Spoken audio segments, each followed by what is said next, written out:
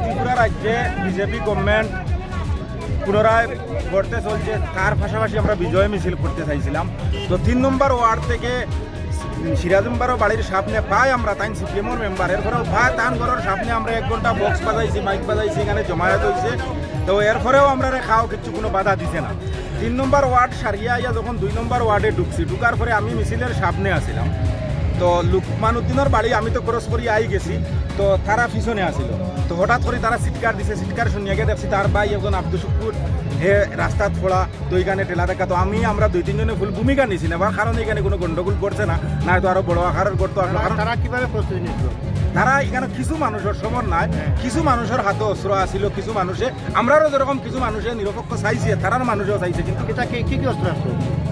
অস্ত্র তো দাদু লাঠি সাঠি সব কিছু কিছু আসিল। পিছনে তাই নাছিল, তাইনের বাইরের উপরে আক্রমণ হয়েছে। তাই আমি মিছিলে যেমনি ডান্ডা দিছি হাত ওই দেখো ওটারেও মারো কইয়া মারা লাগাইছে, যেমনি ডান্ডা দিছি আমার হাত। ওই নিজামুদ্দিন কইয়া একজন, লুকমান উদ্দিন কইয়া একজন, খায়রুল হোসেন একজন, আর লেসুমিয়া একজন।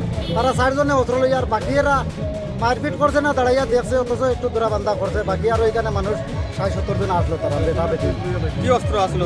লেসুমিয়ার হাতে কীর্তনুক আসলো, আর বাকির হাতে দা লাঠি আসলো। তো লাঠি দিয়ে বাড়াবাড়ি করছে, দাও দিয়ে কুকুর কেবরে দিছে না, কিন্তু লাঠি দিয়ে অনেক বেদরক মারধর করছে। আমার এখন ছোটো বাইরে মারিয়া তারা রাস্তা ফালাইয়া রাখছে।